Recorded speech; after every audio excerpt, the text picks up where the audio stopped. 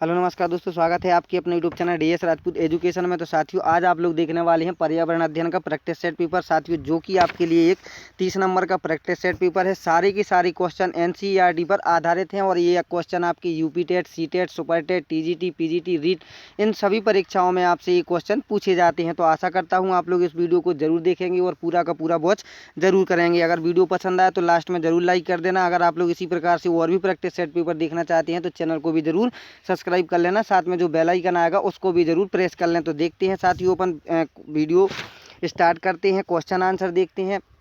तो साथियों, मैं हूं आपका अपना दोस्त और होस्ट देशराज सिंह राजपूत, आपके अपने YouTube channel DS Rajput education में। तो देखते हैं अपन लोग पहला क्वेश्चन। साथियों, ये पोर्शन आपका 5वें भाग में आता है, इसलिए आपको 121 नंबर से क्वेश्चन प्रोवाइड कराए गए हैं, जो कि आपके 150 नंबर तक क्वेश्चन आंसर रहेंगे। ठीक है, तो देखते हैं अपन लोग पहला क्वेश्चन। वृक्षों की तने या शाखाओं में से निकली हुई विशेष जड़ें किस नाम से जानी जाती हैं? मूसला जड़, झकड़ा जड़ या अविस्तम जड़ या श्वसन जड़? तो बताइएगा इसका राइट आंसर क्या हो जाएगा।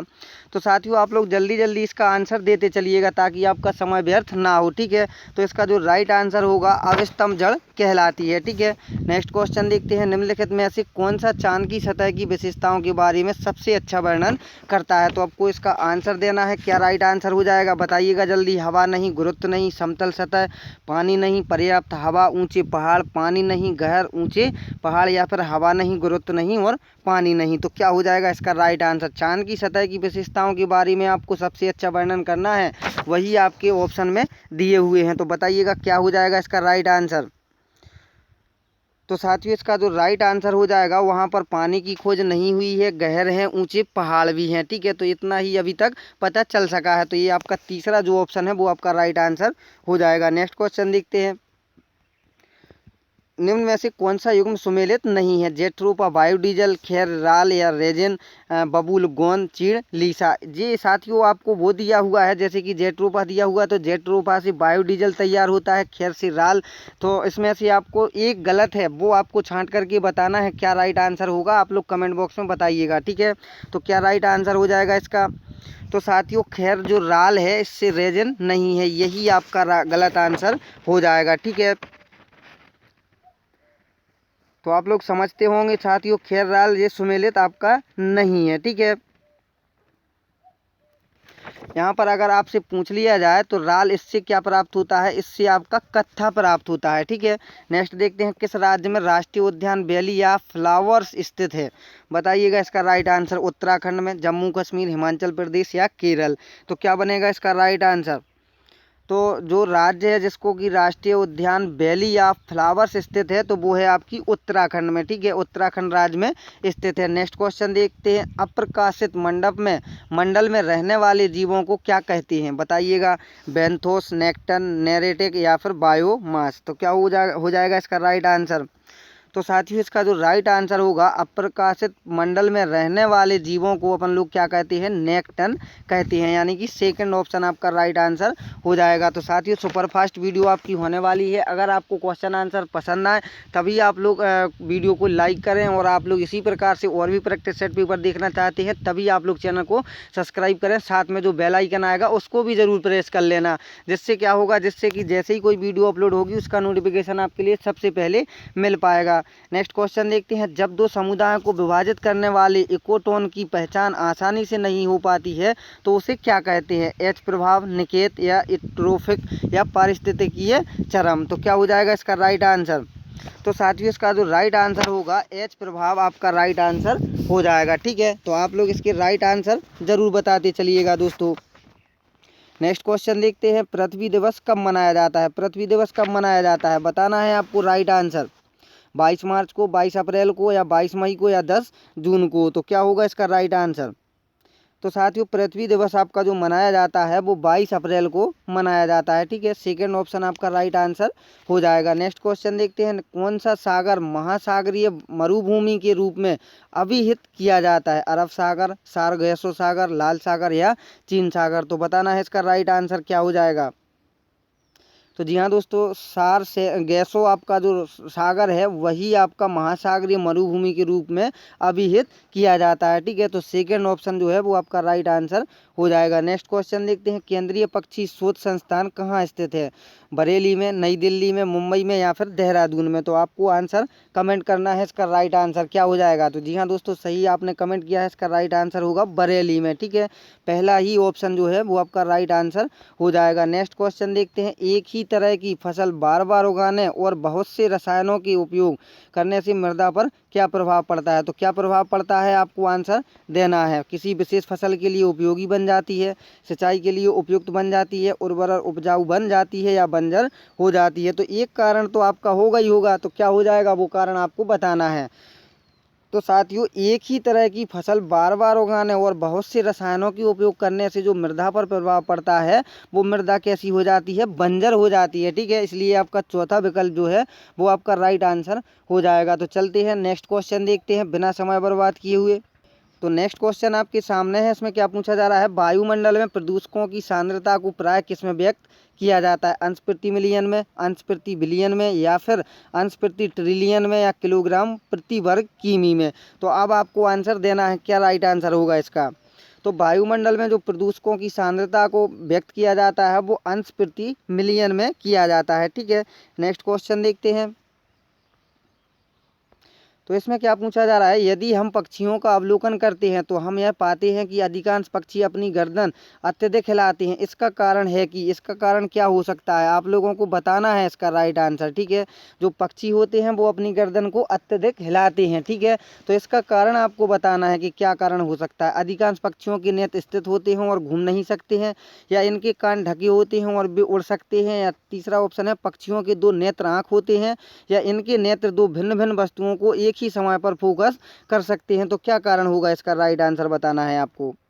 तो साथियों, इसका जो राइट आंसर होगा, अधिकांश पक्षियों के नेत्र जो है वो स्थिर होते हैं और घूम नहीं सकते हैं, इसलिए वो अपनी गर्दन को इधर उधर हिलाते हैं। ठीक है, देखने के लिए। नेक्स्ट क्वेश्चन देखते हैं, पत्तियों पर सिराओं द्वारा बनाए गए डिजाइन को किस नाम से जाना जाता है? तो मध्य सिरा के नाम से, सिरा विन्यास के, समांतर सिरा विन्यास या जालिमा? तो बताओ आप लोग, इसका राइट आंसर क्या हो जाएगा। तो पत्तियों पर सिराओं द्वारा बनाए गए डिजाइन को किस नाम से जाना जाता है? तो वो जाना जाता है सिरा विन्यास के नाम से, यानी कि सेकंड ऑप्शन जो है वो आपका राइट आंसर हो जाएगा। नेक्स्ट क्वेश्चन देखते हैं, भारत में गिद्धों की कमी का अत्यधिक प्रमुख कारण क्या है? तो भारत में जो गिद्धों की कमी हो रही है, दिनों दिन कम होती जा रही है, यानी कि रेड डाटा बुक में उसका नाम भी दर्ज हो चुका है, तो वो क्या कारण हो सकता है? जानवरों को दर्द निवारक देना, जीवाणु संक्रमण, विषाणु संक्रमण, या जानवरों को एस्ट्रोजन इंजेक्शन देना? तो इसका कारण आपको बताना है कि जो गिद्धों की कमी आ रही है भारत में अत्यधिक, उसका प्रमुख कारण क्या हो सकता है। तो बताइए आप लोग इसका कारण। तो साथियों, इसका जो राइट आंसर होगा, जानवरों को दर्द निवारक जो गोलियां दी जाती हैं या दवाएं दी जाती हैं उसको वो गिद्ध खा लेते हैं। ठीक है, उसका भोजन करते हैं और उसकी कमी से, उसके कारण वो मर जाते हैं, इसीलिए वो उन गिद्धों की कमी दिनों दिन बढ़ती जा रही है। ठीक है, नेक्स्ट क्वेश्चन देखते हैं।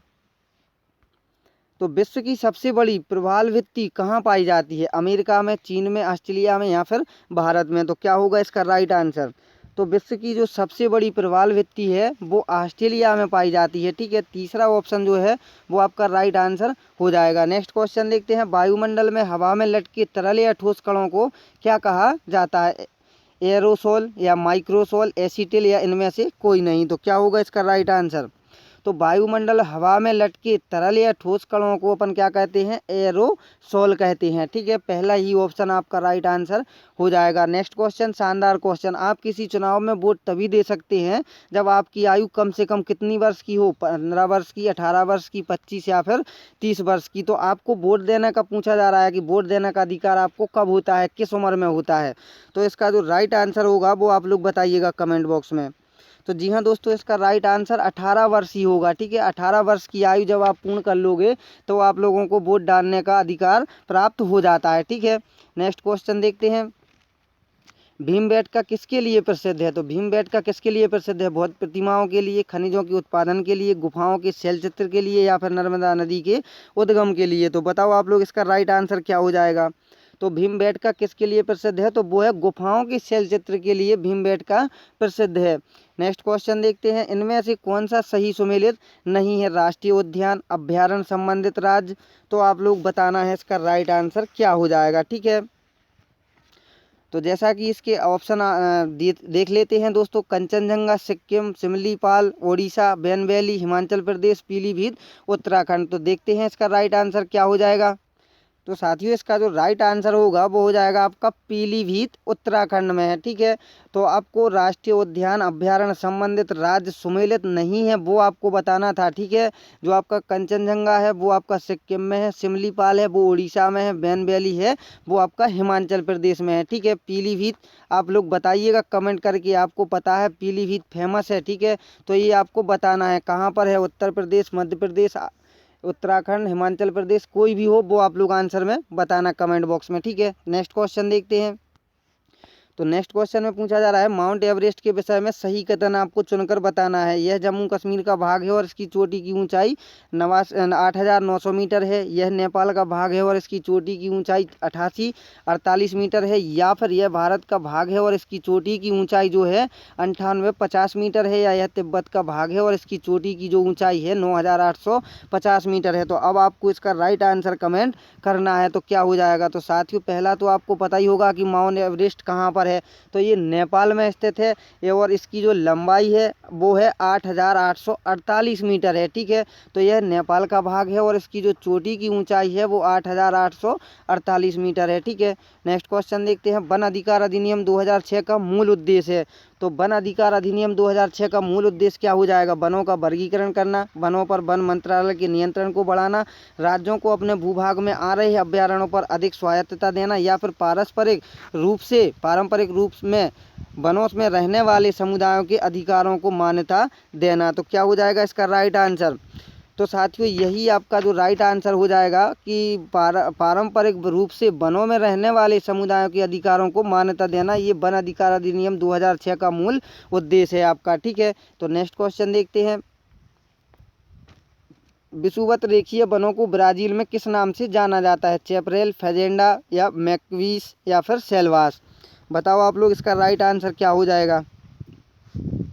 तो विषुवत रेखीय वनों को ब्राजील में जो नाम से जाना जाता है वो सेल्वास नाम से जाना जाता है। ठीक है, नेक्स्ट क्वेश्चन देखते हैं, आदम का पुल निम्नलिखित में से किन दो देशों के मध्य स्थित है? आदम का पुल बताना है, भारत एवं पाकिस्तान, भारत एवं बांग्लादेश, भारत एवं श्रीलंका, या भारत एवं म्यांमार। तो अब आप लोगों को इसका राइट आंसर कमेंट करना है। तो आदम्स ब्रिज जो है वो भारत और श्रीलंका में दो देशों के मध्य स्थित है आपका। ठीक है, नेक्स्ट क्वेश्चन देखते हैं, एक अवस्था से दूसरी अवस्था में पानी की बार बार बदलने तथा फिर से जल में परिवर्तित होने की प्रक्रिया को क्या कहते हैं? वर्षा, जल चक्र, या बाष्पोर्जन, या फिर संघनन।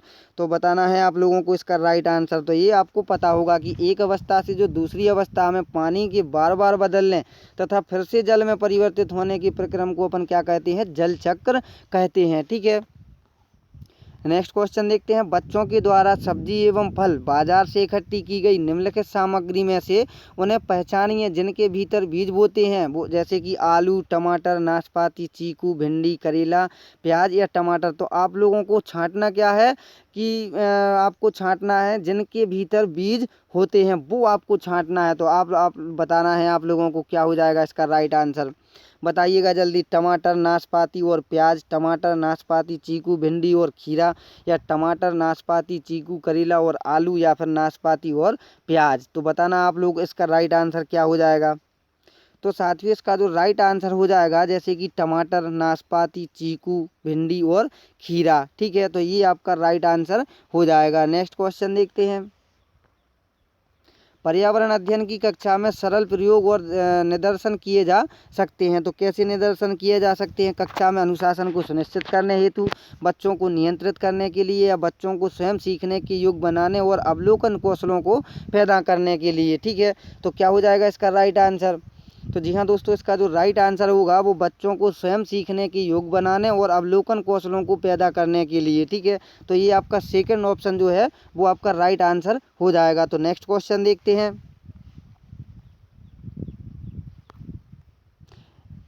47 क्वेश्चन देखना है साथियों, इसका क्या राइट आंसर होगा पढ़ेंगे पहले। सतत एवं मूल्यांकन की निम्नलिखित में से किस विधि में शिक्षक विद्यार्थी के विभिन्न तथ्यों जैसे भाषा के प्रयोग, संवेगात्मकता, खेल के दौरान व्यवहार इत्यादि को लिखता है एवं इस तरह एकत्र सूचनाओं के आधार पर मूल्यांकन करता है? तो क्या होना चाहिए? जांच सूची, प्रश्नावली, निरीक्षण या फिर साक्षात्कार। तो ये क्वेश्चन आपसे कई बार आपके सामने से निकल गया होगा और इसका आपको आंसर भी आता होगा। तो इसका राइट आंसर क्या होगा? जांच सूची ही होगी। ठीक है, तो पहला ही ऑप्शन आपका राइट आंसर हो जाएगा। तो देखते हैं नेक्स्ट क्वेश्चन। नेक्स्ट क्वेश्चन में क्या पूछा जा रहा है? मान लीजिए आप विद्यालय शिक्षा बोर्ड के अध्यक्ष हैं।